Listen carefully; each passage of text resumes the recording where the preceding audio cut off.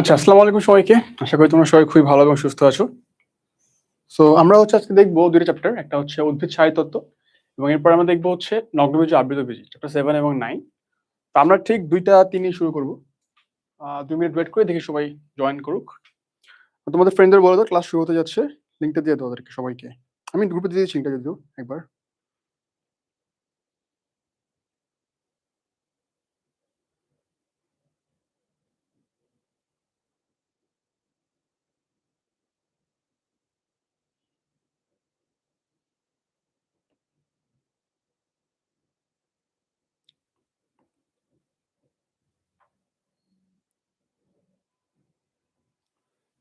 আচ্ছা, আমরা তাহলে একটু পরেই শুরু করতেছি।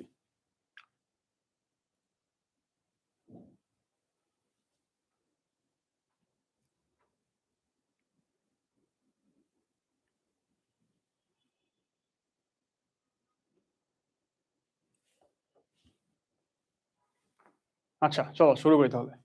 সো ফার্স্ট অফ অল আমাদের আসলে হচ্ছে উদ্ভিদ স্বায়ুতত্ত্ব। তো এই স্বায়ুতত্ত্ব চ্যাপ্টারটা আমি মোটামুটি ৪ টা ভাগে ভাগ করছি। ফার্স্ট পার্টে আমরা দেখবো হচ্ছে তোমার খনিজ লবণ পরিশোষণ, এরপরে প্রস্বেদন, ৩ নাম্বার হচ্ছে সালোক সংশ্লেষণ এবং ফাইনালি আমাদের আছে শোষণ। চ্যাপ্টারটা বেশ বড় এবং ৪ টা সেগমেন্টে ভাগ করে আমরা দেখবো যে কোন সেগমেন্ট থেকে আসলে কি প্রশ্ন হয়। আচ্ছা দেখি। যেটা বললাম মানে কি প্রশ্ন হয় এটা বোঝা গুরুত্বপূর্ণ। ঠিক আছে? যেমন তুমি দেখবা যে তুমি ধরো C3 C4 সাইকেল এইচএসসি র জন্য আমাদের ইম্পোর্টেন্ট ছিল। পুরো সাইকেলটা মুখস্থ করা। রাইট? কিন্তু এখানে তুমি দেখবা যে প্রশ্ন কিন্তু আসে C3 C4 সাইকেল এটার মানে C3 প্ল্যান্ট, C4 প্ল্যান্ট এগুলোর উদাহরণ আসে দেখবা।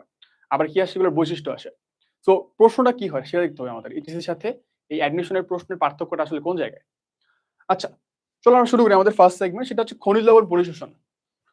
খনিজ লবণ পরিশোষণ থেকে তোমাকে একদম প্রথম যে কথাটা মনে রাখতে হবে ভাইয়া সেটা হচ্ছে খনিজ লবণ উদ্ভিদ সবসময় আয়ন আকারে নেয়। কি আকারে নেয়? আয়ন হিসাবে নেয়। এই কথাটার মানে কি? এই কথাটার মানে হচ্ছে উদ্ভিদ কখনো উদ্ভিদ কখনো একটা অণু নিবে না। মানে সে হচ্ছে ক্যালসিয়াম সালফেট নিতে পারবে না। একসাথে এভাবে নিতে পারবে না। বুঝছো? সে কি নিবে? সেটাকে আয়ন আকারে নিবে। হয় তোমার ক্যালসিয়াম 2 প্লাস নিবে অথবা কি? অথবা সালফেট নিবে। ইসোফোটোমাইনাস নিবে। ঠিক আছে? সো আয়ন হিসাবে নিবে। এগুলো নিতে পারবে। এগুলো নিতে পারবে। সেই প্রশ্নটা বেশ প্রায় দেখবা যে কি হিসাবে গ্রহণ করে খনিজ লবণ। খুব ইম্পর্টেন্ট একটা প্রশ্ন এটা। আচ্ছা চলো আমরা এরপরে দেখি যে খনিজ লবণ পরিশোষণের ২ টা উপায় আছে। ২ টা ভাগ আমরা বলতে পারি। একটা হচ্ছে সক্রিয় পরিশোষণ, একটা হচ্ছে নিষ্ক্রিয় পরিশোষণ। সো সক্রিয় পরিশোষণ নিষ্ক্রিয় পরিশোষণ থেকে পার্থক্যটা আমাদের জানতে হবে। তুমি একদম ধরো তুমি কিছু পড়ো নাই। তুমি একদম কিছুই পড়ো নাই। ঠিক আছে? এই একটা এখন পড়ো নাই। আমাকে বলো কোনটায় বিপাকীয় শক্তি লাগবে? সক্রিয় নাকি নিষ্ক্রিয়? একদম কমনলি চিন্তা করো যেটা সক্রিয় পরিবহন সেখানে কি আমাদের সবকিছু পজিটিভ মানে বেশি লাগবে। ঠিক না? নিষ্ক্রিয়টা কিন্তু সবকিছু নেগেটিভ কথাবার্তা বলছে। বিপাকীয় শক্তির প্রয়োজন লাগে না। তারপর হচ্ছে তোমার কি বলে ক্যাটায়ন অ্যানায়ন একসাথে নিতে পারে না, এনজাইম লাগে না, শোষণের হার বাড়ে না। সব নেগেটিভ কথাবার্তা। আয়ন বাহক লাগে না। সক্রিয়তে সব পজিটিভ কথাবার্তা বলছে। কারণ এখানে আসলে সক্রিয়তে সব জিনিস তোমার দরকার হবে। বিপাকীয় শক্তি লাগবে। যে ওয়ার্ড গুলো বলতেছি ওয়ার্ড গুলোর একদম মাথায় ঢুকায় না একদম। শোষণ হার বৃদ্ধি পাবে। ক্যাটায়ন আর অ্যানায়ন একই সাথে নিতে পারবে। সক্রিয় পরিশোষণে কি লাগবে? বাহক লাগবে। বাহক আয়ন লাগবে। আর কি লাগবে? এনজাইম। এনজাইম গুরুত্বপূর্ণ ভূমিকা পালন করবে। এই যে ওয়ার্ড গুলো বললাম এই ওয়ার্ড গুলো কিন্তু খুবই ইম্পর্টেন্ট। আর পার্থক্য পড়ার সময় আমরা কি করবো? আমি সবসময় এটা বলে থাকি যে যেকোনো এক সাইড পড়বে। তুমি যদি সক্রিয় পরিশোষণের মানে বৈশিষ্ট্যগুলো পড়ে ফেলো, নিষ্ক্রিয়টা কিন্তু আমার পড়া লাগতেছে না। এক সাইড পড়লে এটা কি? এটা উল্টাটাই সেটা। ঠিক না? তো আমরা কি মনে রাখলাম? সক্রিয়তে আমাদের বিপাকীয় শক্তি দরকার হয়, শোষণ হার বৃদ্ধি পায়, ক্যাটায়ন অ্যানায়ন একসাথে নিতে পারে, আয়ন বাহক লাগে, এনজাইম লাগে। শেষ। আসো। এবার আসো যে সক্রিয় পরিশোষণ নিষ্ক্রিয় পরিশোষণে কিছু মতবাদ আছে। তো পরীক্ষা তোমাকে বলবে না আসলে কে দিছে, এটা খুবই কম আসে, যদিও আসতে পারে। কয়েকটা ইম্পর্টেন্ট যেমন ধরো পিটার মিশেল, প্রোটন আয়ন কো-ট্রান্সপোর্ট দিছে পিটার মিশেল, এটা ইম্পর্টেন্ট। তারপরে তার মডেলটা ইম্পর্টেন্ট, কেমি অসমোটিক থিওরি। আচ্ছা, সো মেইনলি বৈজ্ঞানিক নামে থেকে এখানে মেইনলি ইম্পর্টেন্ট হচ্ছে নিচের কোনটা সক্রিয় পরিশোষণের উদাহরণ, নিচের কোনটা নিষ্ক্রিয় পরিশোষণের উদাহরণ, এটা পরীক্ষা আসে। তো নিষ্ক্রিয়টা আমরা কি মনে রাখবো? নিষ্ক্রিয়টা আমি একটা নেমোনিক দিয়ে মনে রাখতাম, সেটা হচ্ছে বাবার দোয়া।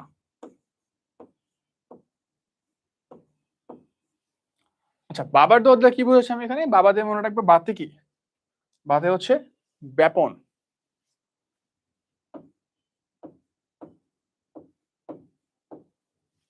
ঠিক আছে? পরের বাতে কি? ব্যাপক প্রবাহ বা মাস ফ্লো।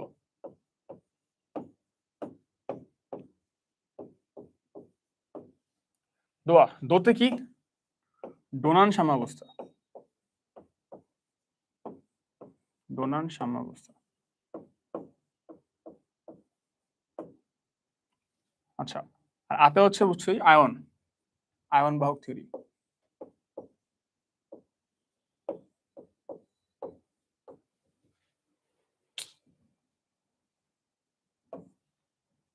ঠিক আছে?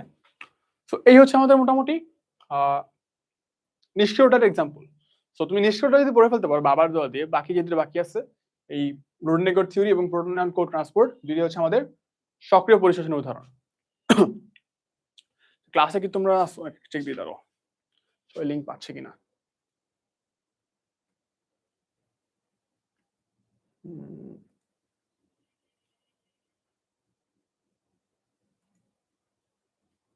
হ্যাঁ, ওয়ালাইকুম আসসালাম। ওয়ালাইকুম আসসালাম। ঠিক আছে, আচ্ছা হ্যাঁ, আসো। চলো আমরা প্রশ্ন সলভে চলে যাই, যেহেতু আমরা এতক্ষণ আসলাম। আসো, ফার্স্ট অফ অল দেখো, প্রোটন মতবাদ থিওরি অনুযায়ী কোন আয়ন পত্ররন্ধ্র খোলা ও বন্ধ করে নিয়ন্ত্রণ করে? সো পত্ররন্ধ্র খোলা ও নিয়ন্ত্রণের একদম যেই মডার্ন থিওরিটা, যেটা তুমি দেখবে এস ইমামুরা দিচ্ছে, নামটাও মনে রাখতে পারো।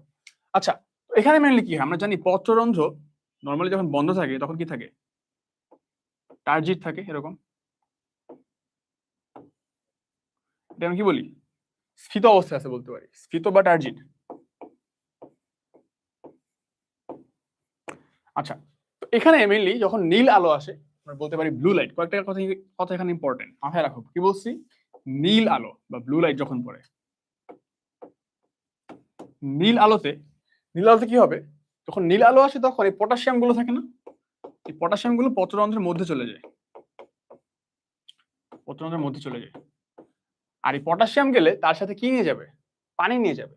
এখন তোমরা বলতে পারো ভাইয়া পটাশিয়াম গেছে বুঝলাম, পটাশিয়াম গেলে পানি কেন যাবে? এটার কারণ কি? অভিস্রবণ বা তোমরা পড়ছো অসমোসিস, অভিস্রবণের একদম বেসিক কনসেপ্টটা কি ছিল মনে আছে? যে দুইটা ধরো পাশাপাশি আমাদের পাত্র আছে, মাঝখানে একটা সেমি পারমিয়েবল মেমব্রেন। কি বলছি? সেমি পারমিয়েবল মেমব্রেন বা অর্ধভেদ্য ঝিল্লি। ঠিক আছে?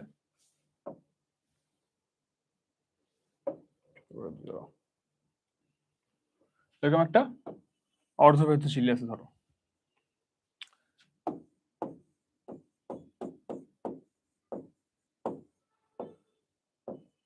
তো নর্মালি আমরা একদম অসমোসিস বা অভিস্রবণের বেসিক কনসেপ্ট কি জানি, যে যদি এরকম হয় যে এক পাশের ধরো যে দ্রবণটা আছে সেখানে দ্রবের পরিমাণটা অনেক বেশি, এই পাশে ধরো দ্রবের পরিমাণ কম, এখানে দ্রব বেশি। তো নর্মালি কি হবে অভিস্রবণের মাধ্যমে? এখানে যে দ্রবণ মানে দ্রাবকটা আছে, পানির পার্টটা আছে, সেটা কি হবে? ফেটে চলে আসবে, ফেটে চলে আসবে, এসে দুই পাশে সেম করবে। এখানেও কিন্তু সেম জিনিস, যদি পটাশিয়াম ভিতরে বেড়ে যায়, এখানে ভিতরে কি দ্রবটা বেড়ে গেছে না, দ্রবর ঘনত্ব বেড়ে গেছে না, তার মানে আশেপাশ থেকে পানিও নিয়ে আসতে হবে। আশেপাশ থেকে পানি নিয়ে আসলে কি হবে? পানি নিয়ে আসলে এটা এরকম ফুল হয়ে যাবে। ঠিক আছে? তখন কি হবে? এটা তখন পানি এসে পত্ররন্ধ্রটা খুলে যাবে, ঠিক না? আচ্ছা, তো তার মানে এখানে কি বলছে যে পত্ররন্ধ্র খোলা বন্ধ হওয়া আসলে কে নিয়ন্ত্রণ করতেছে? আবার সিমিলার ওয়েতে যদি পটাশিয়াম গুলো বের হয়ে যায়, পটাশিয়াম গুলো বের হয়ে গেলে কি হবে? পানিটা বের হয়ে যাবে, আবার আগের মতো এটা বন্ধ হয়ে যাবে পত্ররন্ধ্রটা। তো এখানে কি বলছে দেখো, যে কোন আয়নটা ভূমিকা পালন করে? আমরা দেখলাম পটাশিয়াম আয়নটা ভূমিকা পালন করে। সেখানে এই জিনিসটা লিখছে, নীল আলো, নীল আলোতে পটাশিয়াম আয়ন রক্ষী কোষের মধ্যে প্রবেশ করে। রক্ষী কোষ মানে গার্ড সেল, যেটা পত্ররন্ধ্রকে একদম মানে গার্ড দিয়ে রাখা যায় কথায়। আচ্ছা, তো নর্মালি কি হয় দেখো, কি বাড়ে? দ্রবের পরিমাণটা বেড়ে যায়, ঘনত্ব বেড়ে যায়, যার কারণে কি হয় অভিস্রবণের মাধ্যমে আশেপাশ থেকে পানি প্রবেশ করে, যার কারণে রক্ষী কোষ স্ফীত হয় বা টার্জিড হয় এবং আলটিমেটলি পত্ররন্ধ্র খুলে যায়। ঠিক আছে, বন্ধ হওয়াটাও সেম কথা, জাস্ট উল্টো মেকানিজম। এতক্ষণ যা দেখছো এখানে যেটা হচ্ছিল তার উল্টাটা হয়। ক্লিয়ার? আচ্ছা, এটা হচ্ছে আমাদের যে প্রোটন অ্যান্ড কো ট্রান্সপোর্টের একটা মডেল, সেটা তোমরা দেখবে সামনে, সমস্যা নেই। আসো, উদ্ভিদ দ্রুত শোষণ করে নিচের কোনটা? তো কোন আয়ন দ্রুত করে, কোন আয়ন ধীরে করে, এটা একটা নিউমোনিক আছে, আমি যেভাবে পড়ি সেটা হচ্ছে কেন দ্রুত যাও।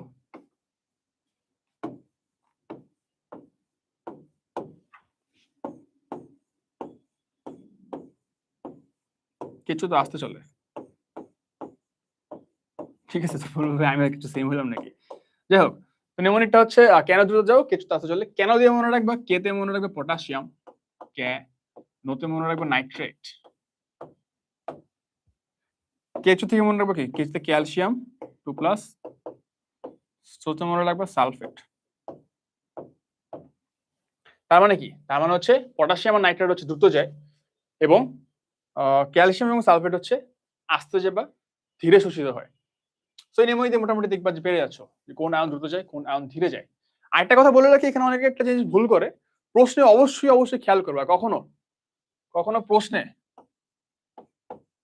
আয়ন না বলে কোন ক্যাটায়ন বা কোন অ্যানায়ন বলছে কিনা এটা মাস্ট চেক করবা। আমি দেখছি অনেকে এটা ভুল করে, একটা কশন সাইন দিয়ে দিই, সতর্কতা। অনেকে কিন্তু এই ভুলটা ভুল করে, প্রশ্ন খেয়াল করে না, জাস্ট আয়ন দেখে দাগা দেয়, বুঝছো? এটা খেয়াল করবো। অনেক সময় দেখবা যে তোমার নাইট্রেট সালফেট দুইটা অপশনে আছে, সরি নাইট্রেট এবং পটাশিয়াম দুইটা অপশনে আছে, কিন্তু বলতে ধরো কোন ক্যাটায়ন, ক্যাটায়ন হলে তখন কি পটাশিয়াম, আর অ্যানায়ন হলে তখন বলতো তুমি নাইট্রেট। তো প্রশ্নটা খেয়াল করবে অ্যান্সার করার সময় জিনিসটা, যে ক্যাটায়ন বলছে নাকি অ্যানায়ন বলছে। আচ্ছা, এবার আসো পরের প্রশ্ন, যে লবণ, পরের প্রশ্ন না, পরের সিম্পল কথাটা। সেখানে একটা জিনিস বলে রাখি, এই বাইকার্বনেটটা মনে রাখবা যে তোমার কন্ট্যাক্ট মেথড বলে এটাকে। আয়ন আন্তর বলছে মানে কন্ট্যাক্ট মেথড মাথায় রাখবে, কন্ট্যাক্ট মেথডের মাধ্যমে। বাকি জিনিস মোটামুটি দেখে ফেলছি আগেই। উদ্ভিদের খাদ্য গ্রহণ পদ্ধতি, এই প্রশ্নটা অনেকেই দেখে মনে করবে যে ভাই এটা তো বইয়ের বাইরে থেকে আসছে, আমরা পড়ি নাই, স্কিপ করে চলে যাবে, বুঝছো? খেয়াল করো, সবসময় আমি এটা বলি যে সবসময় আসলে আমাদের অপশন দেখা উচিত। ঠিক আছে, অপশন দেখা উচিত। তোমার যে বইয়ের বাইরে থেকে আসে অপশন দেখবা। উদ্ভিদের খাদ্য গ্রহণ, দেখো হোলোজোয়িক, দেখো ব্যাপন তো না, তুমি জানো উদ্ভিদ ব্যাপন কিন্তু হবে না, এবার মাধ্যমে ছোটখাটো আয়ন নেয়, ঠিক না? অভিশ্রবণ হবে না, ওটা বুঝতেছো? এর মাধ্যমে শুধুমাত্র আয়ন যায়, খাবার টাবার যাওয়ার কোনো চান্স এর মাধ্যমে নাই। এই দুটো অপশন থেকে আগেই বাদ। বাকি থাকে আমাদের হোলোজোয়িক এবং হোলোফাইটিক। ঠিক আছে, হোলোজোয়িক, জৈক কথা কি মতো লাগতেছে তোমার কাছে? হোলোজোয়িক, খেয়াল করো তো, কি মনে হচ্ছে? জুলজি মনে হচ্ছে না অনেকটা, জুলজি মনে হচ্ছে না অনেকটা, হোলোজোয়িক দিয়ে জুলজি, প্রাণীবিদ্যা মনে হচ্ছে না, প্রাণীবিদ্যা মনে হচ্ছে না। সিমিলারলি এই হোলোজোয়িক কিন্তু প্রাণীবিদ্যায়, মানে এটা আসলে আমাদের খাবার পদ্ধতি, এটা হচ্ছে আমরা যেভাবে খাই, আমরা যেভাবে খাই। হোলোফাইটিক, এখন তোমরা আমাকে বলো ফাইটা মানে কি? ফাইটা মানে হচ্ছে উদ্ভিদ, তোমরা সবাই জানো ফাইট বা ফাইটা। হোলোফাইটিক, ফাইটা কথা থেকে আসে ফাইটিক কথাটা, তার মানে ফাইটিক মানে উদ্ভিদ। উদ্ভিদ যেভাবে খায় সেটা কি হবে? হোলোফাইটিক।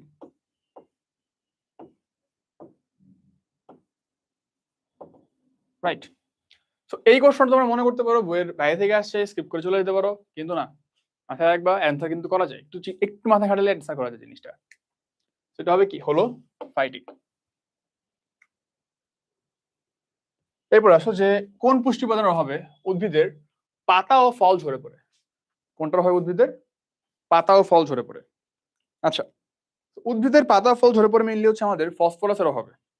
কিসের অভাবে মনে রাখবা? ফসফরাসের অভাবে উদ্ভিদের পাতা ও ফল ঝরে ঝরে পড়ে।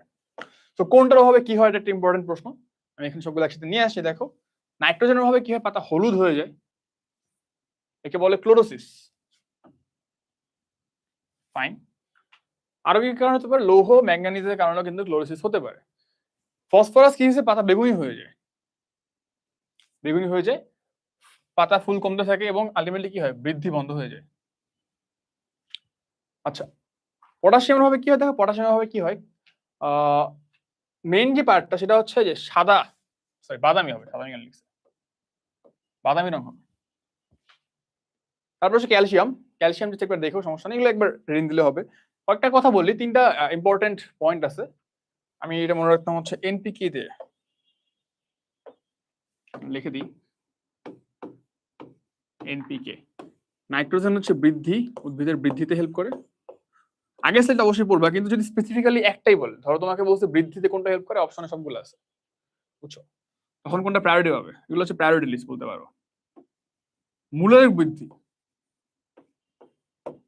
মূলের বৃদ্ধি বলে তখন ফসফরাস, পটাশিয়াম মনে রাখবে ফুল ফল, এনপিকে বৃদ্ধি মূল ফুল ফল, এগুলো আর কি প্রায়োরিটি লিস্ট, এগুলো অপশনে প্রায়োরিটি হবে যদি এই কথাগুলো থাকে। সাধারণত মাটি থেকে উদ্ভিদ কয়টি কয়টি হবে, কয়টি ধনাত্মক করে, ধনাত্মক করে উদ্ভিদ মাটি থেকে টোটাল 9টি। তারপরে দেখো ওই যে বলছিলাম ক্লাসের শুরুতেই বললাম যে একটা কথা ফার্স্ট অফ অল মাথায় ঢোকায় নাও, যে কি হিসাবে গ্রহণ করে, খনিজ লবণ গ্রহণ করে অলওয়েজ আয়ন হিসাবে, কখনো কোনো অণু হিসেবে পারে না, সে গ্রহণ করে কি আয়ন হিসাবে। কোন উপাদানটি উদ্ভিদ মাটি থেকে অধিক মাত্রায় গ্রহণ করে, আচ্ছা অধিক মাত্রায় কোনটা কম মাত্রায় কোনটা, এটার জন্য আমরা একটা নেমোনিক পড়বো, কি পড়ছিলাম মনে আছে, ম্যাক্রোমৌল মাইক্রোমৌল, যেগুলো অধিক গ্রহণ করে সেগুলোকে আমরা বলছি কি ম্যাক্রোমৌল, রাইট। ম্যাক্রোমৌল হচ্ছে কি অধিক লাগে, মানে এগুলো বেশি লাগে, বেশি বেশি লাগে। এবং ম্যাক্রোমৌলগুলো আমরা পড়ার জন্য একটা নেমোনিক ইউজ করে পড়ি সবসময়, বা আমি করতাম, এটা তোমাদের দিয়ে দিচ্ছি। এটা হচ্ছে কি এমজিকে ক্যাফে ফর নাইস চপস। এখন আলুর চপের সিজন, রোজার মাস, ঠিক আছে। তো মনে রাখবে যে এমজিকে ক্যাফে ফর নাইস চপস। এমজিকে কি মনে রাখবে, ম্যাগনেসিয়াম পটাশিয়াম, এমজিকে। ক্যাফের ক্যাতে মনে রাখবে ক্যালসিয়াম। এফে কিছু নাই, এনে হচ্ছে কি nice nitrogen, carbon hydrogen oxygen phosphorus sulphur, ঠিক আছে। So MGK cafe for nice chops, এগুলো হচ্ছে ম্যাক্রোমৌল। আমরা যদি ম্যাক্রোমৌল পড়ে ফেলি, ম্যাক্রোমৌল আমাদের পড়া লাগবে না, মানে এগুলো বাদ দিয়ে যা আছে ওগুলো ম্যাক্রোমৌল, কমন সেন্স, রাইট। মানে ম্যাক্রোমৌল কম লাগবে, তুমি দেখবা যে এমজিকে ক্যাফে ফর নাইস চপস এগুলো আছে কিনা, না থাকলে ম্যাক্রোমৌল শেষ। আসলে আমরা দেখি যে এখানে কোনটা আছে, অধিক মাত্রায় লাগবে, তার মানে ম্যাক্রোমৌল যাচ্ছে তোমাকে। ম্যাক্রোমৌলের উদাহরণ কি আমাদের জানি, এখানে কি আছে ম্যাগনেসিয়াম, ঠিক আছে। আচ্ছা ঠিক আছে, কোথায় বলছে দেখো একবার। আচ্ছা ক্লোরোফিল বি এর আণবিক সংকেত, ক্লোরোফিল বি, দেখো এটা অনেকে আবার ঘাবড়ে যাবে, ভাই এটা কি আসছে। ক্লোরোফিল এ ক্লোরোফিল বি সূত্র কিন্তু মানে মনে রাখা খুবই সহজ, কিভাবে তোমাকে দেখাচ্ছি। মনে রাখবা যে ক্লোরোফিল এ ক্লোরোফিল বি, এইখানে কয়েকটা জিনিস মাথায় রাখবা, আমরা দুটাই লিখবো, আসলে একসাথে দেখি, দুটাই লিখবো, ক্লোরোফিল এ লিখবো, ক্লোরোফিল বিও লিখবো। ফার্স্টে CHON জন এন্ড এমজি ম্যাগনেসিয়াম। আচ্ছা লাস্টে অলওয়েজ ম্যাগনেসিয়াম থাকবে, ম্যাগনেসিয়ামটা মাথায় ঢুকে নাও যে ক্লোরোফিল গঠনের জন্য একটা প্রশ্ন আসে দেখবা, যে ক্লোরোফিল গঠনের জন্য কোনটা প্রয়োজন, ম্যাগনেসিয়াম কি ক্লোরোফিলের জন্য মাস্ট, এটা পরীক্ষা আসে। ক্লোরোফিল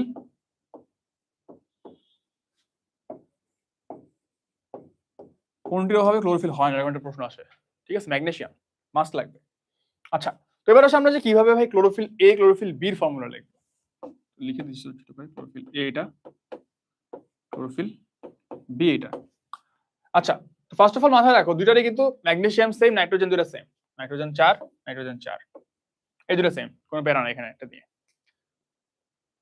কার্বন দুইটারই সেম, দুইটারই 55, কার্বন নিয়ে আমার কোনো প্যারা নেই, কোনো মাথা ব্যথা নেই। আচ্ছা তো এখন এইচ দিয়ে মনে রাখতাম হচ্ছে ধর হায়ার ম্যাথ, ঠিক আছে, এইচ দিয়ে মনে রাখতাম হায়ার ম্যাথ। তো সিতে মনে রাখতে পারো কেমিস্ট্রি, সমস্যা নেই, কেমিস্ট্রি দুজনের নাম্বারই সেম 55। হায়ার ম্যাথে মনে রাখবে, আমাকে বলো ক্লোরোফিল এ যে ও কি আগে আছে না, এ তো আগে, তো এ কি বেশি পাবে না হায়ার ম্যাথে, তো হায়ার ম্যাথে পাবে 72। ক্লোরোফিল বি ও হায়ার ম্যাথে পাইছে ধরো 70, ও যেহেতু বি তার মানে একটু পরে আছে, তো ও হায়ার ম্যাথে 70 পাইছে, ও পাইছে 72। এখন দেখো, এখন একটা জিনিস খেয়াল করো, হাইড্রোজেনের যোজনী কত 2 না, হাইড্রোজেন যোজনী 2। সো যে হচ্ছে 72 পাইছে, যে হচ্ছে 72 পাইছে, ওর ক্ষেত্রে অক্সিজেন কয়টা হবে বলো? 5টা হবে। যে 70 পাইছে ওর ক্ষেত্রে কি হবে দেখো, 2 হাইড্রোজেন যোজনী 1 করে, 2 হাইড্রোজেনের যোজনী 2, ভুল বলছে যাই হোক, হাইড্রোজেন যোজনী 1 করে, 2 কমছে এখানে, রাইট? 2 কমছে। সো 2 কভার করার জন্য কি একটা অক্সিজেন মারতে হবে, কারণ অক্সিজেন যোজনী 2, হাইড্রোজেন যোজনী 1, অক্সিজেন যোজনী 2, দুইটা হাইড্রোজেন কমলে কভার করার জন্য কি আমার একটা অক্সিজেন লাগবে, একটা অক্সিজেন বেড়ে গেছে। তো তুমি জাস্ট কি করবা, এই হায়ার মেথড মার্কটা মনে রাখবা যে ক্লোরোফিল এ হচ্ছে হাইড্রোজেন বেশি পাইছে, বি হচ্ছে কম পাইছে। আর অক্সিজেনটা তুমি এটা মনে রাখলে এটা লিখতে পারবা, বাকি সব সেম। ক্লিয়ার? আর এখান থেকে আরেকটা প্রশ্ন কি আসে বলছি, ক্লোরোফিল গঠনের জন্য কোন অণু দরকার? ম্যাগনেসিয়াম। এই প্রশ্ন আসতে পারে। তো আমরা দেখি ক্লোরোফিল বি, বি মানে হায়ার মেথডে কম পাবে, মানে এটা হচ্ছে এ। ঠিক আছে, এই সো প্রশ্ন দেখে ঘাবড়ে যাবা না, অ্যান্সার কিন্তু খুব সুন্দরভাবে করা যায়। ক্লিয়ার? আসো, উদ্ভিদে ফসফরাসের অভাবে কি প্রভাব পড়ে? একটু আগে বলছিলাম এনপিকে, বৃদ্ধি, মূল, ফুল ফল, রাইট? এনপি তে ফসফরাস মানে মূল, মূলের বৃদ্ধি ব্যাহত করবে ফসফরাস।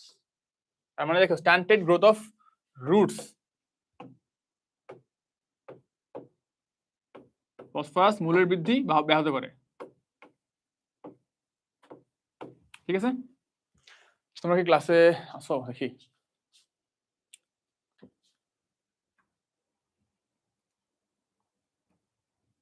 ওয়ালাইকুম আসসালাম।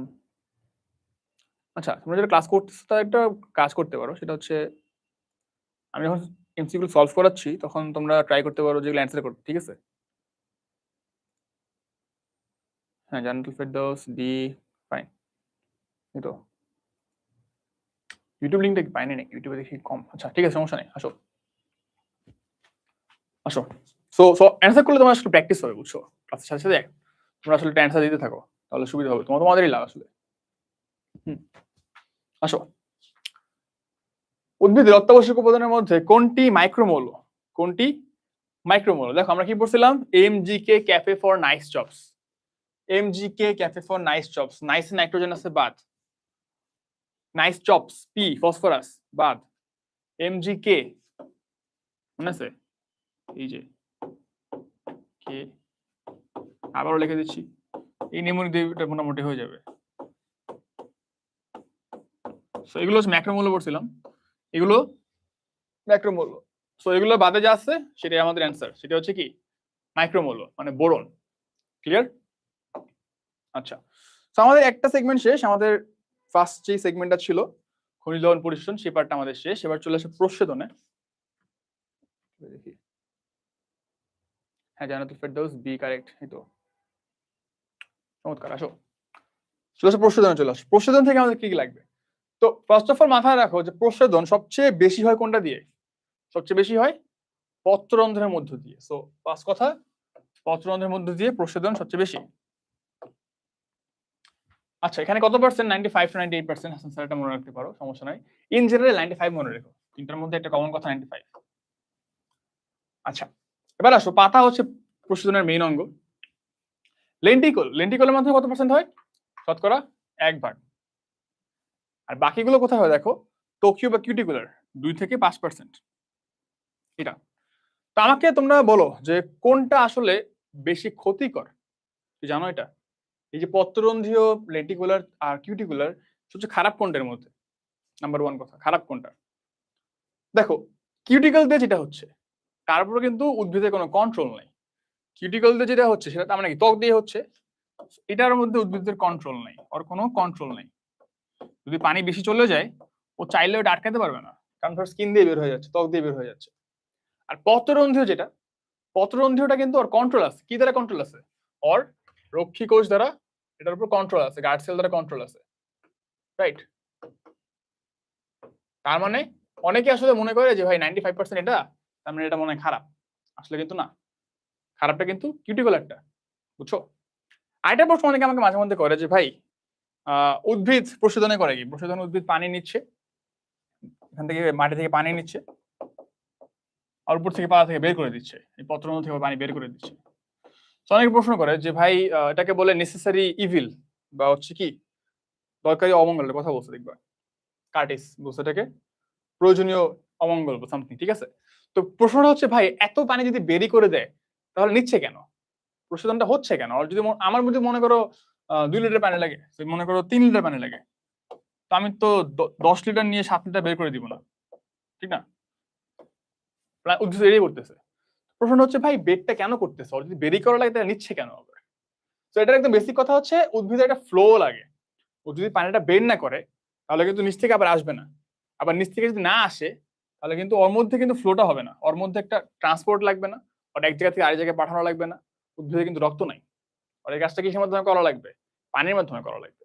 তো এই কারণে ওর একটা ফ্লো লাগবে, ঠিক আছে, একটা ফ্লো যাওয়া লাগবে। অর্থাৎ আমাদের মধ্যে হার্ট নেই যে পাম্প করে করে রক্ত বের হবে, ঠিক আছে, এই কারণে প্রশোধনটা হয়। আচ্ছা এবার আসো যে পত্ররন্ধ্রের উন্মোচন বন্ধন নিয়ন্ত্রণ করে না কোনটি? প্রশ্ন পুরোটা খেয়াল রাখবা যে নিয়ন্ত্রণ করে না কোনটি। আমরা কি জানি? আমরা জানি হচ্ছে ম্যাগনেসিয়াম আয়ন। পটাশিয়াম নিয়ন্ত্রণ করে, স্টার্চ করে, তোমরা পড়ছো স্টার্চ সুগার মতবাদ, যেখানে গ্লুকোজ 1 ফসফেট গ্লুকোজ 6 ফসফেটের এক্সচেঞ্জটা ঘটে, ঠিক আছে। এই তো আমরা ম্যাগনেসিয়াম আয়নটা করে না। কিছু মতবাদ আছে পত্ররন্ধ্র বন্ধ খোলা হওয়ার, একটা হচ্ছে কি এইচ বন মোল, বিজ্ঞানী এইচ বন মোল আর একটা মতবাদ, সে হচ্ছে একটা হচ্ছে শ্বেতসার, যে স্টার্চ সুগারের অন্তঃপরিবর্তন, বিজ্ঞানী সাইরি বলছিল এটা। তো নেক্সট আসো কি আছে, লয়েডের মতবাদ, স্টার্চ সুগার। আধুনিক মতবাদ, এটা কে দিছে নামটা একটু মনে রাখতে পারো, সেটা হচ্ছে এস ইমামুরা। নামটা মনে থাকে আমার, কেন জানি, বুঝছো, জাপানিজ নামগুলো এবার একটু মনে থাকে, আনইউজুয়াল হয়তো নামটা মনে থাকে। আচ্ছা, তো আধুনিক মতবাদ দিচ্ছে, এখানে তুমি জানো যে পটাশিয়াম ভূমিকা রাখে। আরেকটা কথা বলছিলাম, নীল আলো মাথায় রাখবে এটার সাথে, নীল আলো, নীল আলো বললেই পটাশিয়ামটা ভিতরে আসতে পারে। এটা আমরা ক্লাসের শুরুতে কিন্তু একটু আগে দেখছি। এই দেখো যেটা বলতেছিলাম, নীল আলো মনে রাখবে, এই দেখো নীল আলো, কোন আলো? নীল আলোর কারণে পটাশিয়াম ভিতরে প্রবেশ করে, পত্ররন্ধ্র খোলা পারবে। এখানে জাস্ট মেকানিজমটা বলছি, যেটা বলছিলাম, ওই যে নীল আলো আসলে কি হয়, পটাশিয়াম গুলো ভিতরে যায়, পটাশিয়াম গেলে তার সাথে পানিও যাবে। কেন যাবে? অবিশ্রবণের কারণে, ক্লাসে হয়তো বললাম। আচ্ছা দেখলা, এরপরে আসো হাইড্রোফিলিক পদার্থ। হাইড্রোফিলিক, ফিলিক কথাটার মানে তোমরা সবাই জানো, ফিলিক মানে হচ্ছে লাভিং, হাইড্রো মানে পানি, তার মানে ভাই পানি নিতে ভালোবাসে, ও পানি চায়। হাইড্রোফিলিক, হাইড্রোফিলিক পদার্থগুলো থাকলে কি হয়, তোমার ওই হাইড্রোফিলিক পদার্থের আশেপাশ থেকে পানি টেনে নেয়, ঠিক আছে। যেমন এখানে উদাহরণ কি, সেলুলোজ, সেলুলোজ কি করে আশেপাশ থেকে পানি টেনে নেয়। একটি কোষকে আইসোটোনিক সলিউশনে রাখলে কি হবে? আচ্ছা, হোয়াট ইজ আইসোটোনিক সলিউশন, এটা আমাদের বুঝতে হবে। আইসোটোনিক, তিনটা কথা আছে এখানে, একটা হচ্ছে আমাদের আইসোটোনিক, একটা হচ্ছে আমাদের হাইপারটনিক, একটা হচ্ছে আমাদের হাইপোটনিক। তো কথাগুলোর মানে আমরা একটু বুঝি। দেখো আইসোটোনিক যেটা, এটা কি বোঝাচ্ছে? আইসোটোনিক সলিউশন মানে হচ্ছে, ধরো এটা একটা পাত্র আছে, ধরো এখানে কিছু দ্রবণ আছে, এর মধ্যে মনে করো আমার একটা কোষ আছে, কোষ আছে। আইসোটোনিক বলতে বোঝাচ্ছে এই কোষের মধ্যে যে দ্রবের পরিমাণ, কোষের মধ্যে দ্রবের যে ঘনত্ব, অসমোটিক যে পার্টিকেল বলতে পারো, অবিশ্রবণের যে পার্টিকেল গুলো আছে তার যে ঘনত্ব, আর কোষের বাইরের যেই ঘনত্ব, এই তরলটার যে ঘনত্ব, এই দুইটা ঘনত্ব সেম। আইসো মানে কি? আইসো মানে সেম। তো কোষের মধ্যে যে দ্রবের পরিমাণ, বাইরের দ্রবের পরিমাণ ধরো সেম, এই কারণে কোষটা বড় হবে না, ছোট হবে না, যা আছে তাই থাকবে। হাইপারটনিক মানে কি? হাইপারটনিক, হাইপার বলতে বোঝাচ্ছে বেশি, হাইপার বলতে বোঝাচ্ছে কম। আচ্ছা, হাইপারটনিক সলিউশন মানে হচ্ছে কি? হাইপারটনিক সলিউশন মানে হচ্ছে, এই ধরো কোষটা আছে এবং এই ধরো কোষের বাইরে, মনে রাখবা যে হাইপারটনিক বলতে বোঝায় কোষের বাইরের যে দ্রবের পরিমাণ, কোষের বাইরের দ্রবের পরিমাণ ভিতরের থেকে অনেক বেশি, ঘনত্বটা বেশি। তার মানে কি হবে? তার মানে কোষ থেকে পানিগুলো বাইরে চলে যাবে, কারণ বাইরে ঘনত্বটা বেশি আছে। জানো অভিশ্রবণের মাধ্যমে যে কাজটা হয়। হাইপারটনিক সলিউশনে কোষ থেকে এরকম পানিগুলো বের হয়ে যাবে, বের হয়ে কোষটা চুষে যাবে। কোষটা এরকম চুষে যাবে। হাইপোটনিক মানে কি? হাইপো মানে কম, তার মানে এখানে আশেপাশে পানির ঘনত্বটা কম,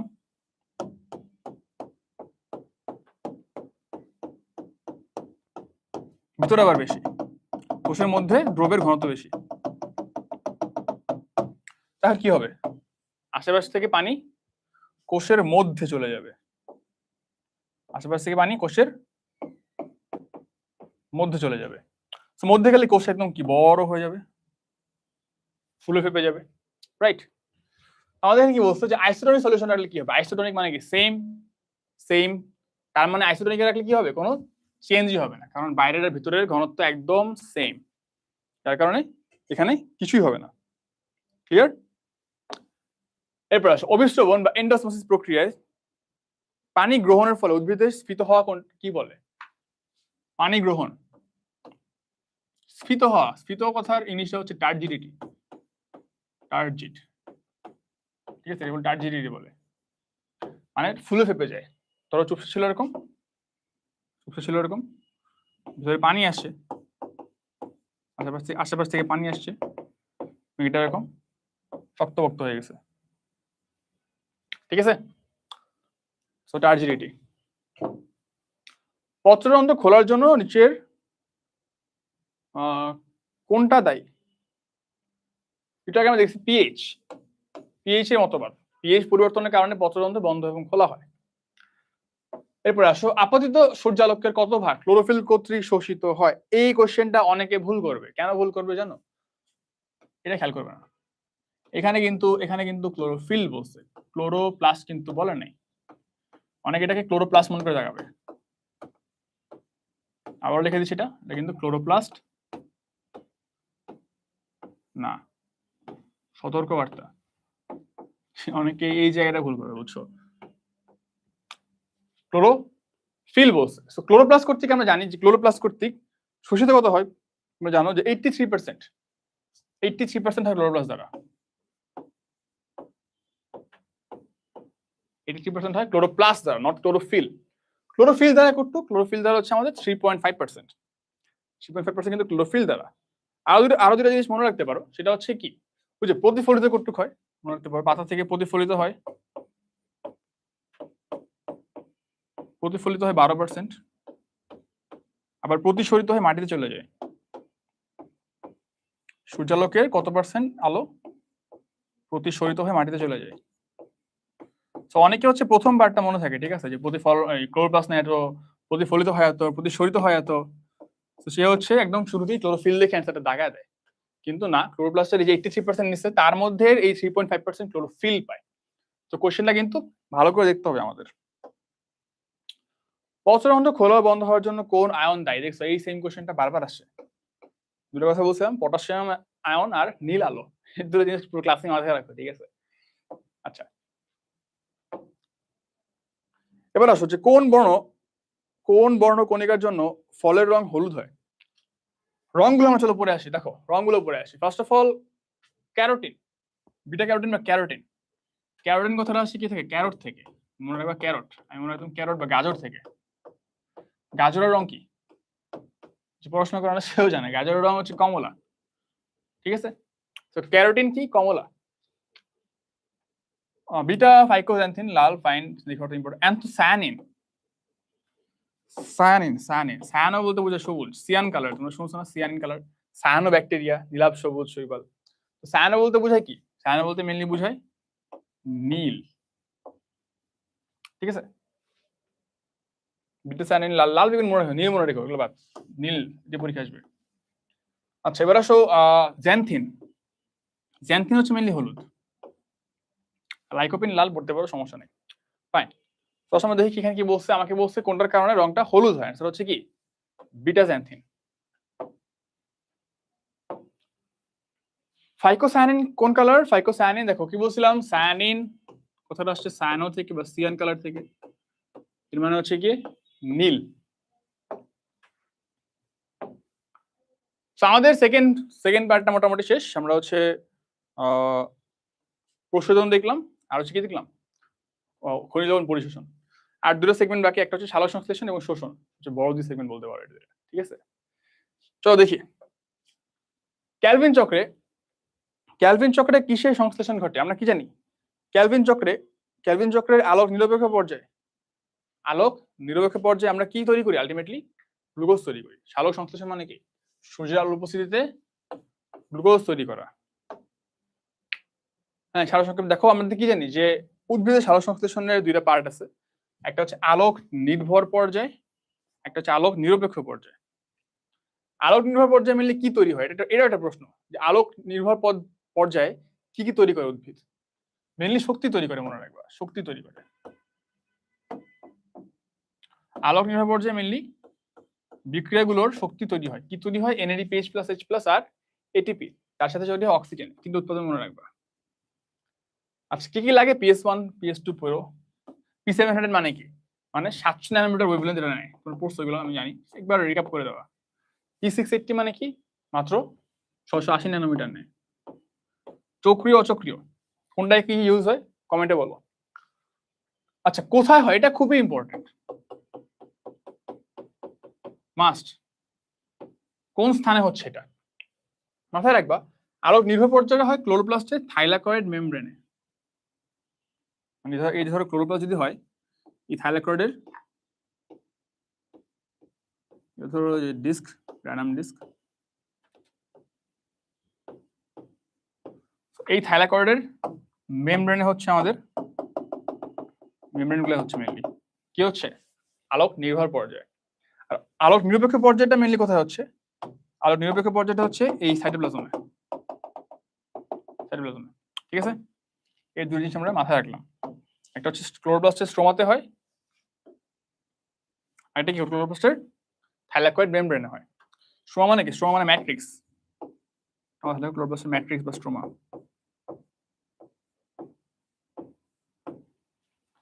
ক্লিয়ার? এই তো চলে আসি আমরা কোশ্চেনের নেক্সটে। আসো, C4 উদ্ভিদে বান্ডেল শীত কোষ কি কোন স্তর থাকে? তো আমরা জানি যে মেসোফিল টিস্যু, আমরা দেখে আসি। এই দেখো C3 C4 প্ল্যান্টের মধ্যে একটা খুব বড় সড়ো ডিফারেন্সটা হচ্ছে এই ধরো আমাদের মেসোফিল কোষ, এই দেখো মেসোফিল কোষ কাকে ঘিরে আছে? মাঝখানে কি এই বান্ডেল শীত কোষটাকে, এটা হচ্ছে বান্ডেল শীত কোষ। দেখছো এই বান্ডেল শীত কোষটাকে আশেপাশে কি ঘিরে আছে? একটা মেসোফিল টিস্যুর গোল লেয়ার, C4 প্ল্যান্টের একটা কমন বৈশিষ্ট্য এটা। এবং এই যে ফর্মেশনটা, এই যে একটা বান্ডেল শীত কোষকে ঘিরে একটা মেসোফিল কোষের লেয়ার আছে, এই ফর্মেশনকে বলা হয় ক্রান্স অ্যানাটমি। এটা একটা প্রশ্ন, এটা পরীক্ষা আসে। কি বলা হয় এটাকে? এটাকে বলা হয় ক্রান্স অ্যানাটমি।